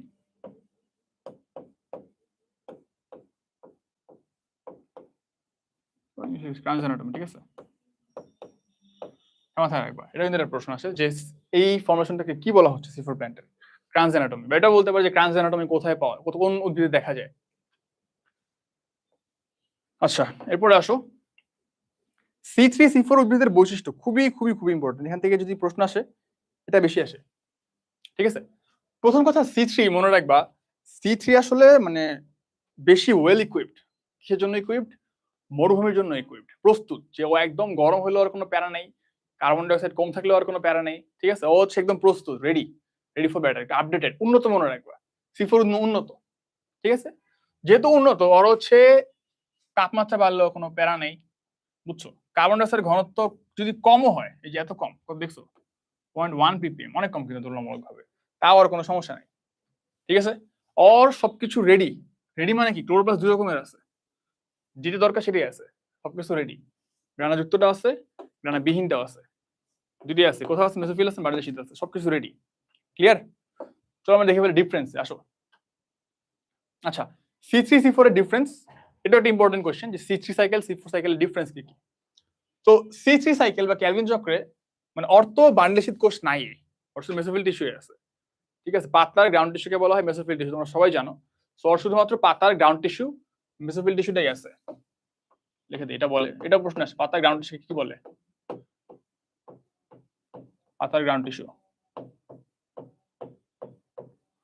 অর দুইটাই আছে, মেসোফিল আছে এবং আশেপাশে একটা বান্ডেল শীতের কোষও আছে, যেটাকে আমরা দেখলাম একটু আগে, ট্রান্স অ্যানাটমি বলছিলাম, রাইট। ফটো রেসপিরেশন অর হয় অর হয় না। এখন দেখো ফটো রেসপিরেশন কখন হয় জানো? যখন ধরো কার্বন ডাই অক্সাইড কম অক্সিজেন বেশি, কখন হবে? ধরো CO2 কম অক্সিজেন বেশি, অনেক অনেক বেশি তুলনামূলকভাবে, তখন হচ্ছে ফটো রেসপিরেশন হয়। অর হবে না ভাই, অর CO2 কম হলে কিছু যায় আসে না, অক্সিজেন থাকলে কিছু যায় আসে না। ও ভাই রেডি। আচ্ছা, প্রাথমিক গ্রহিতা হচ্ছে RUBP এর ফুল ফর্মটা খুব ইম্পর্টেন্ট, রাইবোলোজ 1,5 বিসফসফেট, এবং এটাকে বলা হয় খুবই ইম্পর্টেন্ট, সবচেয়ে গুরুত্বপূর্ণ এনজাইম বায়োলজিতে, মাথায় রাখবা, রুবিস্কো এনজাইম। ওর কি প্রথম গ্রহিতা হচ্ছে পেপ বা ফসফোইনল পাইরুভেট, ফসফোইনল পাইরুভেট। আচ্ছা, সো এই তো প্রথম সাইড উপরটা দেখবা 3PG, 3 ফসফোগ্লিসারিক অ্যাসিড, মানে 3PG বলে অনেকে 3PGA। আর হচ্ছে প্রথম কি অক্সাল অ্যাসিটিক অ্যাসিড, 4 কার্বন বিশিষ্ট, এখানে বলে C4 সাইকেল। দেখো তুমি C3 C4 সাইকেল এটা জন্য মুখস্থ করছো আমি জানি, এগুলো পরীক্ষা আসবে না, পরীক্ষা আসবে এই কোশ্চেন গুলোই। প্রথম carbon die oxide গ্রহিতাকে, photo respiration কোথায় হয়, ট্রান্স অ্যানাটমি কি জিনিস, কেন C3 বলা হয়, কেন C4 বলা হয়, প্রথম স্থায়ী পদার্থ কোনটা, এগুলো প্রশ্ন আসবে। আমি এগুলো একদম গুছিয়ে নিয়ে আসি, ঠিক আছে? আচ্ছা, 2 ধরনের ক্লোরোপ্লাস্ট বলছিলাম, ফাইন। তাপমাত্রা দেখো 10 থেকে 25, মানে ও ভাই গরম হইলেই ভাই নাই হয়ে যায়, কিন্তু ওর সমস্যা হয় না, যেটা বলছি 30 থেকে 45 ওর কোনো সমস্যা নেই। ওর কার্বন ডাই অক্সাইড বেশি লাগবে, কমে পারে না, ওর কার্বন ডাই অক্সাইড কিছু যায় আসে না ভাই, অনেক কম হলেও ওর কোনো সমস্যা নেই। ক্লিয়ার? সো এই হচ্ছে জিনিসগুলো, পরীক্ষায় আসলে এগুলো আসবে। নেক্সট কি আসবে পরীক্ষা নেক্সট আসবে হচ্ছে C3 C4 উদ্ভিদের উদাহরণ, খুবই ইম্পর্টেন্ট। আমরা একটা মনে রাখবো, C4 মনে রাখবো, C3 মনে রাখবো না, একটা পড়লে একটা পারবে, বুঝছো? যেগুলো C4 দেখবে অপশনে নাই, আর এগুলো C3 থাকবে, ঠিক আছে? সো আমি নেমনি দিয়ে দিছি, মিল্লাত কাকা বাজারে গিয়ে সরগরম, কারণ ভাই চীনা আপার সাথে ডেটিং এ ব্যস্ত। তোমাদের আরো কোনো ভালো নেমনি যদি মানে তোমরা অন্য কোনোটা পড়ে থাকো কোনো সমস্যা নাই, মেইন কথা হচ্ছে পরীক্ষায় যদি আসে C3 উদ্ভিদের উদাহরণ নিচের কোনটা, তোমার পারতে হবে। সো মিল্লাত, কাউন, বজরা, ঘিনি ঘাস, সরগম, ক্র্যাব ঘাস, এই দুটো খুব ইম্পর্টেন্ট, কারণ এদের আমরা চিনি। ভুট্টা এবং ইক্ষু দেখবো অপশনে বেশি বেশি আসে। চীনা, আপাং, ডাটা, ফাইন। এই তো, আসো আমরা প্রশ্ন চলে যাই, প্রশ্ন উত্তর পর্বে চলে যাই, আসো দেখি। ক্রেবস চক্রের বিক্রিয়াগুলো কোথায় সংঘটিত হয়? ক্রেবস সাইকেল আর মাইটোকন্ড্রিয়া, এখানে কেন? তো শোষণের কোশ্চেন, আর সমস্যা নেই, তো জানো কি হয়, গ্লাইকোলাইসিস ও সাইটোপ্লাজমে, ক্রেবস সাইকেল, ইটিসি এগুলো কোথায় হয়? মাইটোকন্ড্রিয়া হয়। আমরা শোষণের দেখবো আবার, সমস্যা নেই। আচ্ছা, কোথায় কোন বিক্রিয়া হয় সবগুলো একসাথে, এই চার্টে তোমরা এখান থেকে পড়ে ফেলবা। দেখো ইটিসি বা electron transport system, electron transport chain মাইটোকন্ড্রিয়ার মেমব্রেনে হয়। সালোকসংশ্লেষণ ক্লোরোপ্লাস্টে। সালোকসংশ্লেষণের আলোক নির্ভর অংশ কোথায় হয়? থ্যালাকয়েড মেমব্রেন, দেখলাম একটু আগে। আর আলোক নিরপেক্ষ অংশটা কোথায় হয়? শোষণ কোথায় হয় জানো তোমরা সবাই? শোষণের স্টেপ গুলো, শোষণের স্টেপ। গ্লাইকোলাইসিস শুধুমাত্র সাইটোপ্লাজম, একটা মনে রাখবে, সাইটোপ্লাজম। এবং এটা আরো মনে রাখবা যে সবাত অবাত দুইটারই সেম, সবাত প্লাস অবাত দুইটারই কমন। কমন কি? গ্লাইকোলাইসিস, দুটোরই কমন। এটা পরীক্ষা আসে যে নিচের কোন পর্যায়টা সবাত শোষণ অবাত শোষণ দুইটারই কমন পাথওয়ে। আচ্ছা, তো এখান থেকে দেখে নিয়ে সবগুলো দিলাম। নিচের কোন উদ্ভিদ উচ্চ তাপমাত্রায় খাপ খাইয়ে নিতে সম্ভব? একটু আগে আমরা কি বলছি, C4 উদ্ভিদ একদম ওয়েল ইকুইপড, মানে রেডি, আর টেম্পারেচার বাড়লে সমস্যা হয় না। কত টেম্পারেচার ছিল? 30 থেকে 45 ডিগ্রি সেলসিয়াস, মানে বেশি বেশি তাপমাত্রা সমস্যা হয় না। C3 কত ছিল? 10 থেকে 25। মানগুলো একটু মনে রেখো, মানগুলো পরীক্ষায় চলে আসতে পারে। সূর্যের আলোর কোন বর্ণালী সবচেয়ে সর্বাধিক সালোক সংশ্লেষণ হয়? আচ্ছা, এটা কয়েকটা জিনিস মনে রাখবে। নাম্বার 1, যদি একাধিক অপশন থাকে তাহলে মনে রাখবে কি, বেগুনি প্লাস নীল, আর এটা মনে রাখবে লাল, কমলা লিখেছে মনে, এটা পরে আছে, এই যে বেগুনি, নীল, লাল, কমলা, ঠিক আছে? এটা হচ্ছে যদি এক্সট্রা অপশন থাকে। আর যদি বলে একটা কোনটা, তোমাকে যদি একটা আলো বলতে বলে তখন হবে লাল। একক ভাবে বললে লাল প্রায়োরিটি হবে। সো কোন আলোতে বেশি হয় দেখবা? লাল আলোতে। তোমরা অনেক সময় হয়তো দেখছো বিভিন্ন মুভি সিরিজে, দেখবা যখন উদ্ভিদ কিছু এক্সপেরিমেন্ট করে লাল লাইটের মধ্যে, রেড রুমে রাখে, দেখবা উদ্ভিদগুলোকে লাল রুমে রাখে। আচ্ছা, এরপর আসো আরেকটা কথা এখানে বলে দিচ্ছি আমি। দেখো যদি দুইটা আলো বলে, দ্বি আলো, তখন লাল আর নীল যাবে। আর যদি একক আলো বলে একটা কোনটা, তখন তুমি বলবে ভাই লাল লাল। ঠিক আছে। সৌরশক্তির সাহায্যে এডিপি এর সাথে এক অণু ফসফেট যুক্ত করে এটিপি তৈরি হওয়া। দেখো কোশ্চেনের মধ্যে অ্যান্সার বলে দিছে। ফার্স্টে কি বলছে? সৌরশক্তি। আলোর একক কি আমরা কি জানি? Photon. Photon energy, right? Photon থেকে আসে। তার মানে কি বলছে? ফোটন। এক অণুর সাথে এডিপির সাথে এক অণু ফসফেট যুক্ত হয়েছে। ফসফেট যুক্তকে কি বলবো আমরা? ফসফেট যুক্তকে বলবো ফসফোরাইলেশন।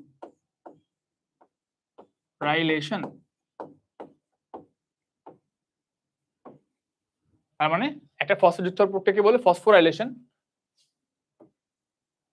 আর যেহেতু সৌরকে সাহায্য, তার মানে কি? ফোটো। So photo phosphorylation. সালোক সংশ্লেষণের আলোক পর্যায়ে কি কি উৎপন্ন হয়? সালোক সংশ্লেষণের আলোক পর্যায়ে কি উৎপন্ন আমরা জানি? এনএডিপি আর এটিপি। সোজা কথা শক্তিগুলো তৈরি করতেছে। আরেকটা মনে রাখতে পারো, অক্সিজেন তৈরি করে আলোক পর্যায়ে মেইনলি। ঠিক আছে। আচ্ছা অক্সিজেন আগে দিছে যদিও, সমস্যা নেই, এখানে দেখো। সালোক সংশ্লেষণ কোন ধরনের বিক্রিয়া? খেয়াল করো, সালোক সংশ্লেষণ হচ্ছে উপচিতিমূলক বিক্রিয়া। এখন আমাকে বলতে পারো ভাই উপচিতি কি অপচিতি কি? উপচিতি আরেকটা নাম হচ্ছে, আমি লিখি, ভালো করে লিখি আমরা। সো ফার্স্ট অফ অল তোমার মনে রাখবে মেটাবলিজম বা বিপাক। কি বলছি? মেটাবলিজম বা বিপাক। বিপাকের দুইটা পার্ট আছে। একটা হচ্ছে মেটাবলিজম, দুইটা পার্ট। একটা হচ্ছে অ্যানাবলিজম, যার বাংলা হচ্ছে উপচিতি। আর একটা হচ্ছে ক্যাটাবলিজম, এর বাংলা হচ্ছে কি? অপচিতি। আচ্ছা, সো অ্যানাবলিজম বা উপচিতি বলতে কি বুঝি আমরা? যে ছোট ছোট মলিকিউল, ধরো ছোট ছোট মলিকিউল ছিল এরকম, ধরো ছোট ছোট এরকম ছিল, একটা দুইটা তিনটা চারটা পাঁচটা ছয়টা ছটা সেটা ছিল। এর সাথে আমি কি দিচ্ছি? এর সাথে আমি দিচ্ছি হচ্ছে ধরো এনার্জি প্লাস শক্তি। ও ধরো এনার্জি নিয়ে একটা গঠনমূলক জিনিস তৈরি হয়েছে। আগে আলাদা আলাদা ছিল, এখন ছোট ছোট মলিকিউল মিলে শক্তি মিলে একটা বড় জিনিস তৈরি হয়েছে। ধরো এখন ধরো একে তুমি দেখলেই চিনবা, এই ধরো তিনটার দিকে চারটা ধরে যেরকম,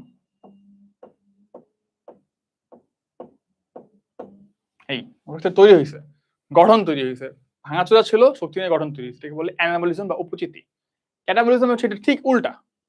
ধরো এটা ঠিক মতো ছিল আগে, ধরো ঠিক ছিল এরকম, আগে ধরো এরকম ঠিক ছিল,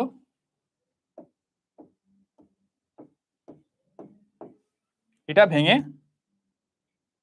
কি হয়েছে? ভেঙে কি হয়েছে? এনার্জি বের হয়েছে। আর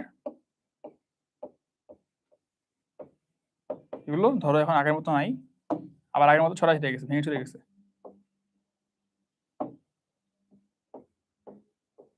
ঠিক আছে, এটা বলে অপচিতি। আচ্ছা, তো সালোক সংশ্লেষণ। সালোক সংশ্লেষণ মানে কি? সেটা তৈরি হচ্ছে, সংশ্লেষণ হচ্ছে এই ধরো পানি, কার্বন ডাই অক্সাইড, সূর্যের আলো, ক্লোরোফিল, হাবিজাবি সবকিছু নিয়ে একটা গ্লুকোজ তৈরি করতেছে। তার মানে কি? উপচিতিমূলক বিক্রিয়া। কমেন্ট আমাকে বলো শ্বসন কোন ধরনের বিক্রিয়া? উপচিতি নাকি অপচিতি? কমেন্টে জানাও। যারা বুঝছে দিলে জিনিস তারা বলতে পারবা। এবার আসলে সালোক সংশ্লেষণ কোথায় হয়? এটা সবাই জানে ভাই, ক্লোরোপ্লাস্টে হয়। ক্লোরোপ্লাস্টে মিলে সালোক সংশ্লেষণ হয়, সবুজ ক্লোরোপ্লাস্টে পড়বা। লিউকোপ্লাস্ট কি হয়? লিউকোপ্লাস্টে লিউকো মানে তোমরা জানো বর্ণহীন। লিউকো কথার মানেই বর্ণহীন। লিউকোসাইট পড়ছো, লিউকোসাইট মানে কি? বর্ণহীন বা শ্বেত রক্তকণিকা। লিউকোপ্লাস্ট মানে বর্ণহীন প্লাস্টিড। ওর কাজ কি? ওর কাজ খাবার জমা করা, খাদ্য জমা করা। ক্রোমো মানে কি? ক্রোমো মানে ক্রোম, গুগল ক্রোম নাকি? কালার, রঙিন।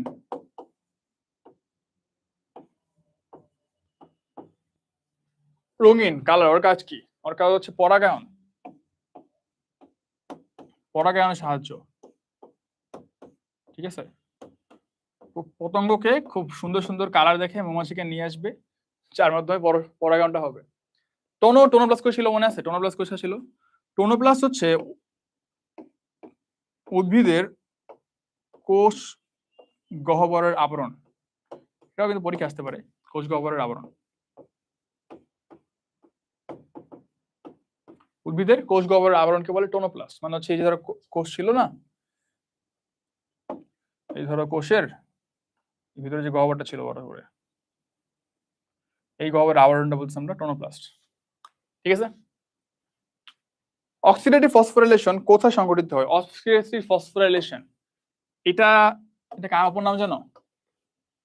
এটা হচ্ছে, অক্সিডেটিভ মানে কি? অক্সিজেন একটাকে ছিল ফটোফসফোরাইলেশন, সূর্যের আলো ব্যবহার করে ফসফেট তৈরি, মানে ফসফেট যুক্ত করা। অক্সিডেটিভ ফসফোরাইলেশন হচ্ছে অক্সিজেন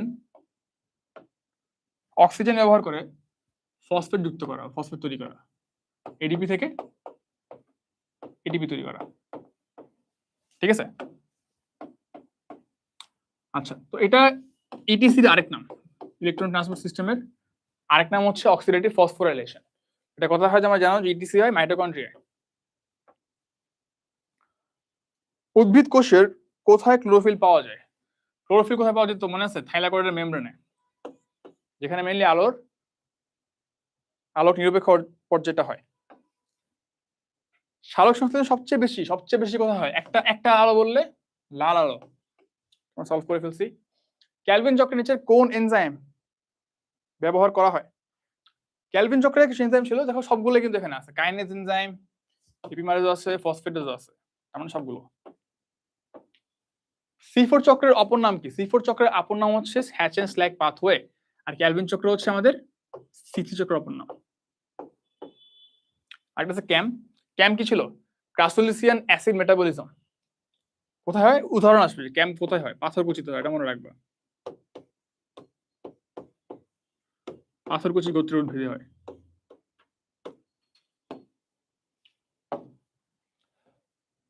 আচ্ছা, এবার আসো যে কোষ খুব বেশি পরিমাণে ক্লোরোফিল থাকলেও শ্বাসপ্রশ্বাস হ্রাস পায়, এর কারণ কি?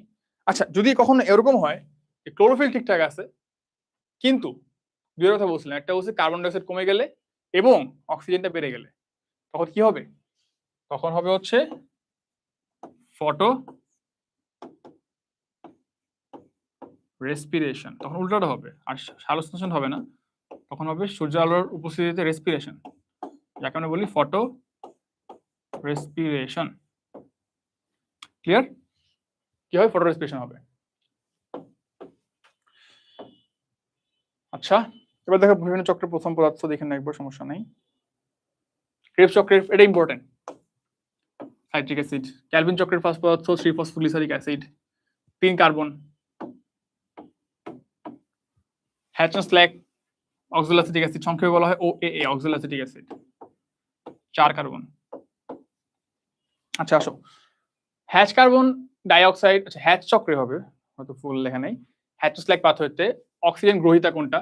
ওই যে বললাম না তোমার এত কিছু পূর্ব প্রশ্ন আসবে কি, কোনটা অক্সিজেন গ্রহীতা, কোনটা তোমার C4 উদাহরণ, কোনটা C3 উদাহরণ, দেখছো? দেখো অক্সিজেন গ্রহীতা কোনটা? অক্সালোঅ্যাসিটিক অ্যাসিড। ঠিক আছে। আচ্ছা, বললাম ফসফোরিনাল পাইরুভেট, ফসফোরিনাল পাইরুভেট, পেপ, সংক্ষেপে বলে পেপ। ঠিক আছে, Pep carboxylase.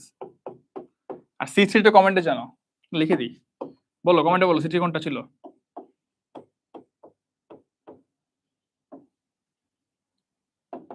Rubisco enzyme use করতো RUBP, রাইবোলেজ 1,5 বিসফসফেট।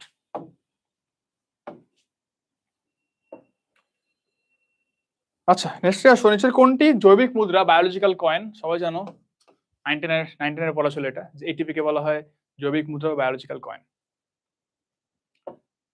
সো আমরা চলে আসছি লাস্ট পার্টে, শোষণ থেকে হ্যাঁ কোশ্চেন মোটামুটি আসে। আচ্ছা, শোষণে আসো, তার আগে একটু দেখি আমাদের স্টুডেন্টদের কি অবস্থা। কোনো কোয়েশ্চেন এতক্ষণ পড়ানো টপিক থেকে কোনটা বুঝতে পারো নাই?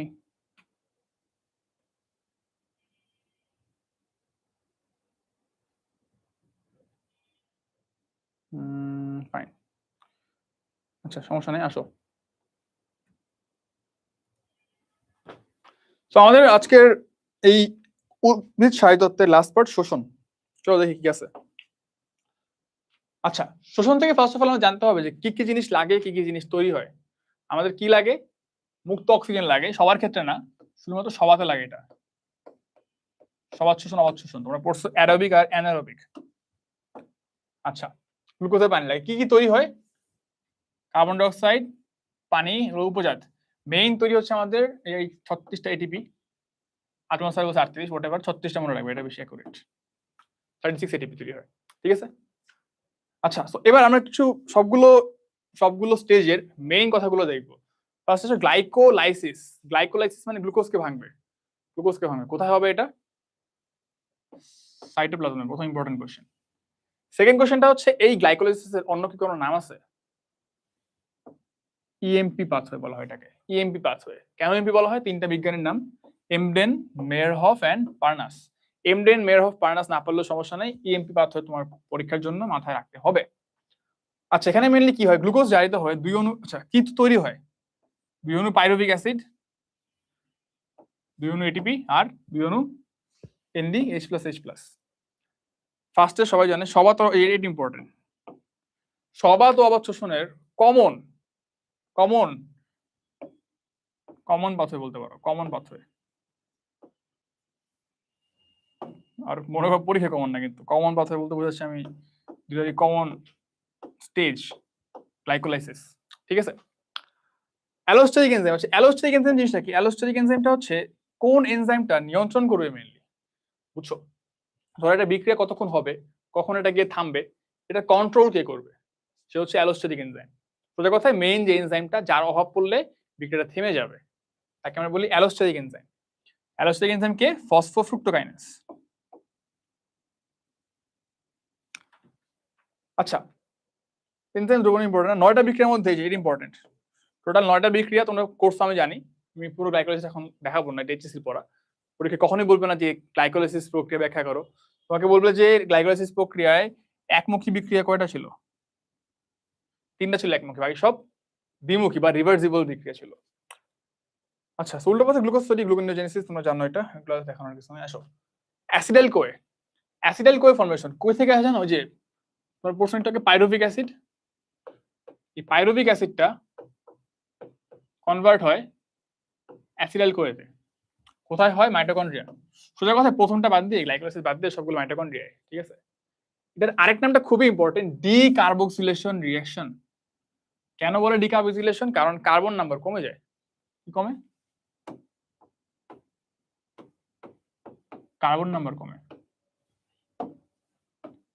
যার কারণে আমরা কি বলি? ডিকার্বক্সিলেশন।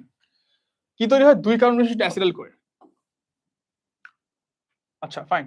আরেকটা কোশ্চেন আছে যে এই গ্লাইকোলাইসিস আর ক্রেবস চক্রের মধ্যে সংযোগকারী রাসায়নিক বস্তু কোনটা? গ্লাইকোলাইসিস আর ক্রেবস চক্রের মধ্যে সংযোগকারী কোনটা? এটা পরীক্ষায় প্রায় আসে। দেখি অ্যাসিডাইল কোয়ে, মানে মাঝখানের সেকেন্ড স্টেজটা। চলে আসো ক্রেবস সাইকেলে। ক্রেবস চক্রে আমরা কেন ক্রেবস চক্র বলা হয়? কারণ বিজ্ঞানীর নাম ছিল ক্রেবস। মাইটোকন্ড্রিয়া ম্যাট্রিক্স তাকে বলছি। ইম্পর্টেন্ট হচ্ছে এটাকে বলে ট্রাই কার্বক্সিলিক সাইকেল বা টিসিএ সাইকেল।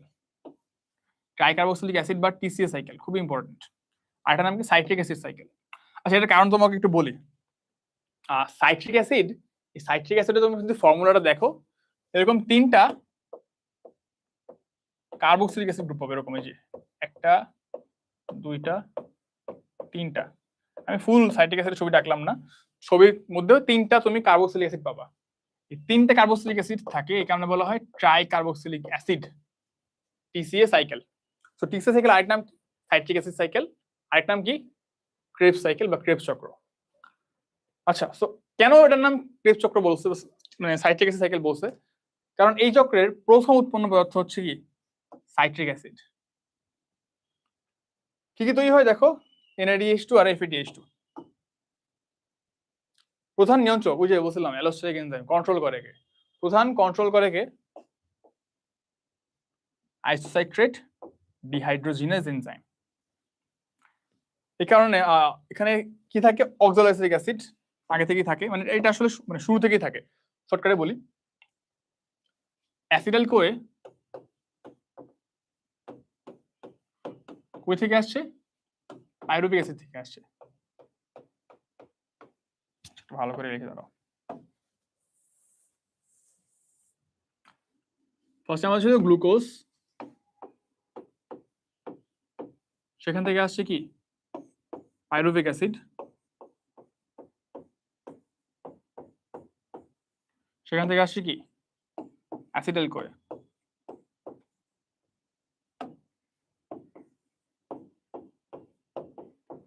এই যে গ্লুকোজ থেকে পাইরুভিক অ্যাসিড তৈরি হয়েছে, এটাকে আমরা বলছি গ্লাইকোলাইসিস। এই অ্যাসিটাইল কোয়ের সাথে কি যুক্ত হয়েছে? Oxaloacetic acid. Acetyl CoA 2 carbon,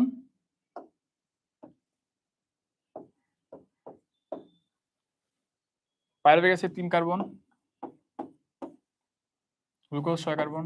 fine, জানো। আচ্ছা, সো অক্সালোঅ্যাসিটিক অ্যাসিড হচ্ছে 4 কার্বন। এটা আগে থেকেই মাইটোকন্ড্রিয়ার মধ্যে থাকে, আগে থেকে আছে। অ্যাসিটাইল কোয়ে বাইরে থেকে আসে, ও কিন্তু আগে থেকে আছে মাইটোকন্ড্রিয়ার মধ্যে। মাইটোকন্ড্রিয়ার মধ্যে অক্সালোঅ্যাসিটিক অ্যাসিড আগে থেকে আছে, যার কারণে ওকে বলা হচ্ছে আবাসিক অণু, মানে রেসিডেন্ট মলিকিউল, আগে থেকে আছে, বাসা বাড়ি ওইখানে মাইটোকন্ড্রিয়ার মধ্যে। এই 4 কার্বন 2 কার্বন মিলে, এই 4 কার্বন আর 2 কার্বন মিলে তৈরি হয়েছে আমার সাইট্রিক অ্যাসিড, এটা হচ্ছে কি আমাদের টোটাল 6 কার্বন। সো এই কথাগুলো কিন্তু এখানে মেইনলি বলছে। এই সাইট্রিক অ্যাসিড দিন ঘুরে ফিরে আবার প্রসেস হয়, যাকে আমরা বলি ক্রেবস সাইকেল বা ক্রেবস চক্র। ক্লিয়ার? আচ্ছা, এবার আসো ইটিসি বা ইলেকট্রন ট্রান্সপোর্ট সিস্টেম বা চেইন। সিস্টেম বলে চেইন বলে সেটা সেম কথা, ইটিসি ইটিএস যাই বলো কোনো সমস্যা নাই। প্রথম কথা, এটা কোথায় হয়? মাইটোকন্ড্রিয়ার ইনার মেমব্রেনে।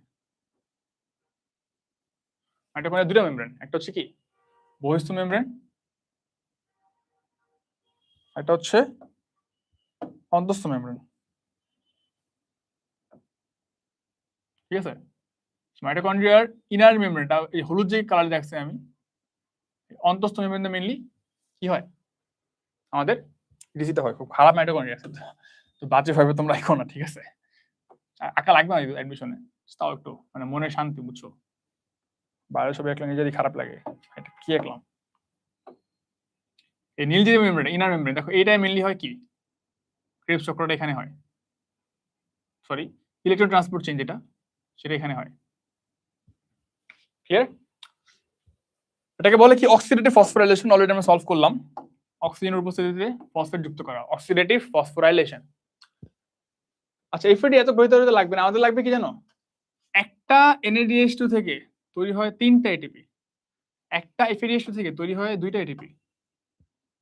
জিটিপি দেয় নেই, মনে রাখবে জিটিপি থেকে একটা এটিপি লাগবে। ইটিসির বাহকগুলো দেখো, রিডাকটেস, সাইটোক্রোম রিডাকটেস, এগুলো দেখলেই হবে, সমস্যা নাই। 5টা ধাপ, ফাইন, এই তো। আচ্ছা, চলে আসে আমরা কোশ্চেন সলভে চলে যাই। অনেকক্ষণ দেখলাম যে শোষণ থেকে কি কি প্রশ্ন আসে। দেখো, নিচের কোনটি গ্লাইকোলাইসিস ও ক্রেবস চক্রকে সংযোগ করে? এটা আগে কি দেখছি আমরা, গ্লাইকোলাইসিস আর ক্রেবস চক্রের, ক্রেবস সাইকেলের মাঝখানে সেকেন্ড স্টেজটা কি ছিল? Acetyl CoA. দেখতে পারো একবার, আসো। গ্লাইকোলাইসিস প্রক্রিয়ায় NAD কে বিজারণের জন্য কি প্রয়োজন হয়? আচ্ছা, একটু আগের কোশ্চেন দেখছিল কি, ওটা কিন্তু ছিল যে একটা NAD থেকে কয়টা এটিপি। ভুল করা যাবে না, আবারও বলতেছি। কোশ্চেন বলছে আমাকে এটা বিজারণ করতে কয়টা হাইড্রোজেন লাগে, এটিপি কিন্তু বলে নাই। আবারও বলতেছি, নট এটিপি, সেখানে লিখে দিই। আবার কশন, ভুল করে মানুষ এইসব জায়গায়, অনেকে ঠিক মতো খেয়াল করবে না। কোশ্চেন ঠিক মতো খেয়াল করতে হবে, কশন, ঠিক আছে? সতর্কতা। কি সতর্কতা? দেখো, আমাকে বলছে কয়টা হাইড্রোজেন লাগে। আমরা কি জানি NAD বীজের ভিতরে কি হয়? NADH+, H+, মানে টোটাল কয়টা লাগছে আমাদের এখানে? 2টা হাইড্রোজেন লাগছে একটার জন্য, ঠিক আছে? 2টা হাইড্রোজেন লাগছে। যদি এটিই বলতো, তার মানে কি, একটু আগে যেটা বলছিলাম যে একটা NADH2 থেকে তৈরি হয় 3টা এটিপি। এই দুটো জিনিস কিন্তু সেম না। কোশ্চেনে কিন্তু হাইড্রোজেনের কথা বলছে, কয়টা হাইড্রোজেন লাগবে। সো অপশনটা ভালো করে দেখে তারপরে তাকাবা। আচ্ছা, এবার আসো গ্লাইকোলাইসিস ক্রেবস চক্রের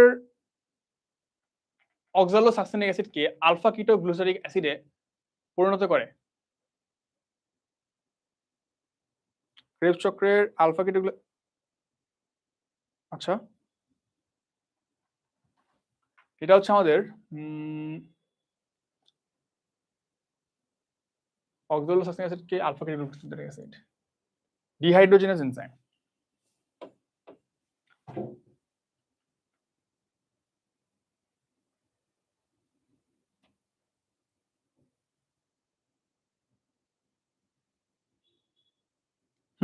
আসো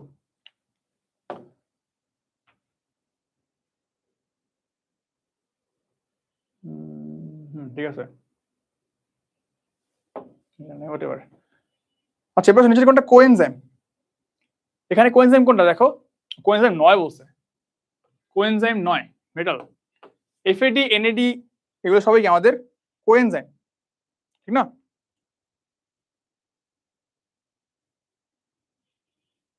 এফএডি এনএডি কোএনজাইম। আচ্ছা নিচের কোনটি ক্রেবস চক্রের উৎপাদ নয়? সেটা ক্রেবস হবে, ভুল লিখছে।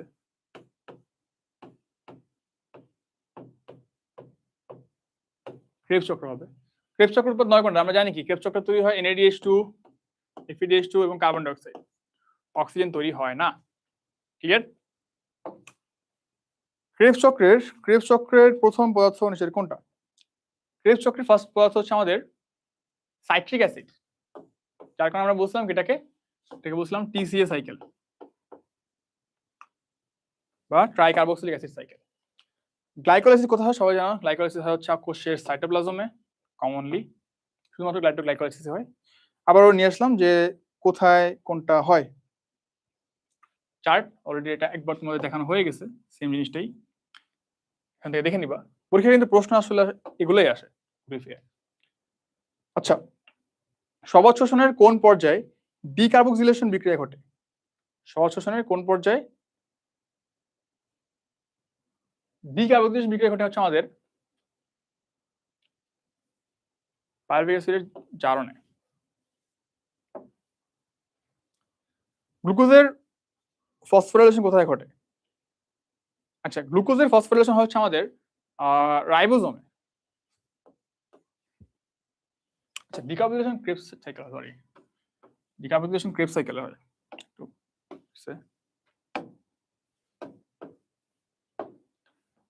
হ্যাঁ, আচ্ছা সো এটা কি বলতে আমি একটু বলি। গ্লুকোজের ফসফোরাইলেশন আর স্নেহ পদার্থের বিপাক, তোমরা একটা চ্যাপ্টার 1 এর জিনিস পাবা যে গ্লুকোজের ফসফোরাইলেশন ও স্নেহ পদার্থের বিপাক হয় কোথায়? স্নেহ জাতীয় পদার্থের বিপাক, এই প্রশ্নটা দেখবে পরীক্ষা আসে যে গ্লুকোজের ফসফোরাইলেশন ও স্নেহ জাতীয় পদার্থের বিপাক কোথায় ঘটে? ক্লিয়ার? সো রাইবোজোমের কাজ আমরা সবাই জানি, প্রোটিন সংশ্লেষণ সবাই জানো, এটা নিয়ে বলার কিছু নাই। আর দুটো কাজ ছিল, এই দুটো কাজ, গ্লুকোজের ফসফোরাইলেশন আর স্নেহ জাতীয় পদার্থের বিপাক। তো এই কাজগুলো কোথায় হয়? রাইবোজোমে হয়। আচ্ছা,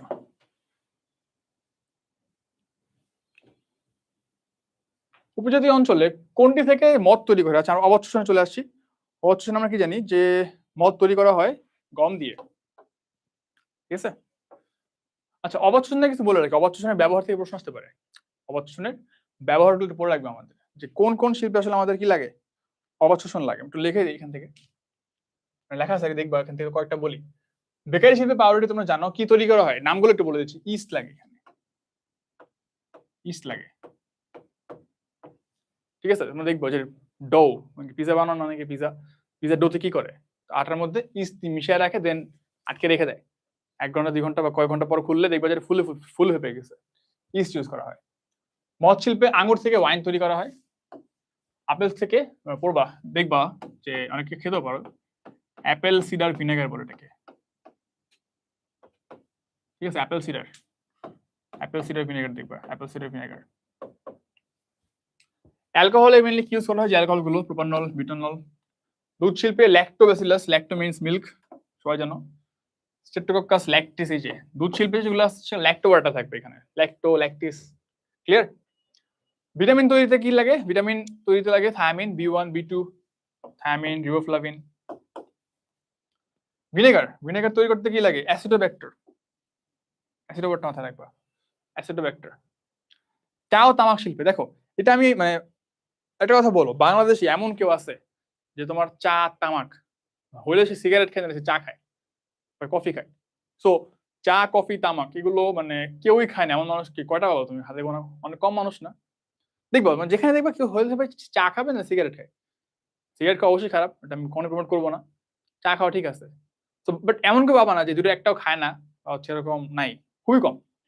সো চা কফি নিয়ে তুমি যদি কোনো ব্যবসা করো, এটা কি বড় ব্যবসা হবে না? কারণ তো সবাই এটা খায়, রাইট? সো চা, কফি, তামাক এটার ব্যবসাটা বড় ব্যবসা। কি বলছি? এটার ব্যবসা হচ্ছে মেগা বিজনেস, ঠিক আছে? কি বলছি? Mega business. চা কফি তামাকের ব্যবসা কি? এখানে লিখে দিই, মনে রাখবা। চা কফি তামাকের বিজনেস হচ্ছে মেগা বিজনেস।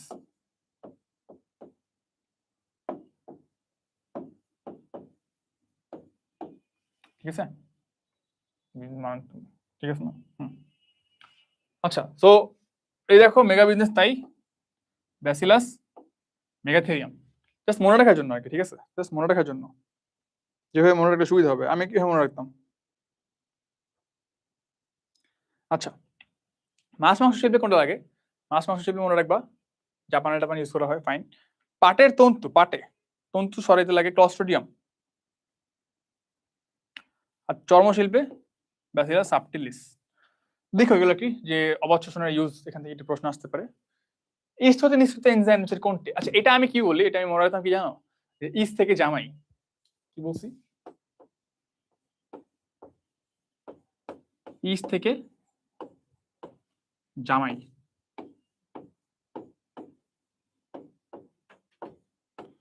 জামাই থেকে কি বোঝাচ্ছে দেখো, জামাইতে বোঝাচ্ছি যাতে হচ্ছে জাইমেজ,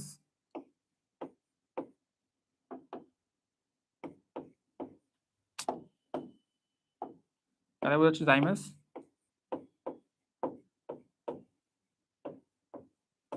মাথায় বোঝাচ্ছে মল্টেজ।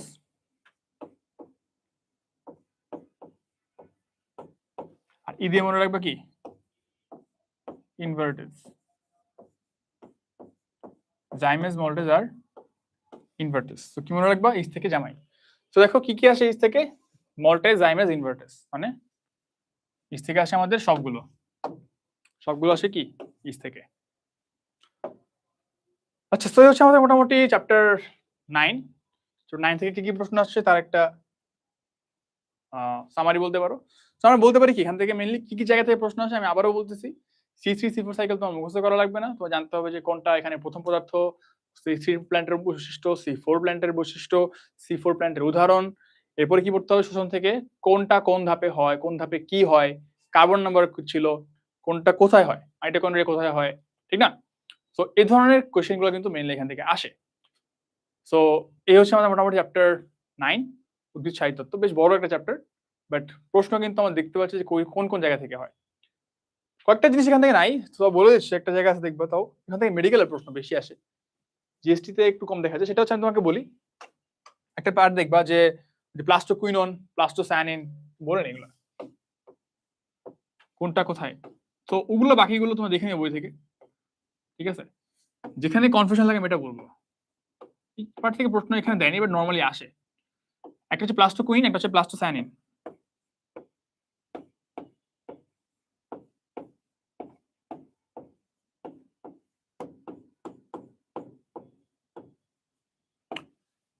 এখানে কি কনফিউশন লাগে তোমাকে বলি। একটা হচ্ছে অতি ক্ষুদ্র চলনশীল মেমব্রেন লিপিড, একটা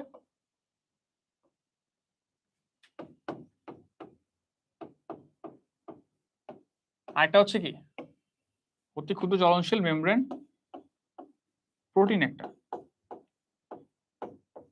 সো এটা আমি কি মনে রাখতাম জানো? কুইন দিয়ে মনে রাখতাম, কুইন দিয়ে মনে রাখতাম লিপিড, ঠিক আছে? যার কুইন সে হচ্ছে লিপিড। এবং ইন জেনারেল কিন্তু তুমি দেখবা যে ফিমেল বডিতে আমরা যদি বলি ফিমেলদের ইন জেনারেল লিপিডের অ্যামাউন্টটা বেশি থাকে আর মেলে লিপিডটা কম থাকে।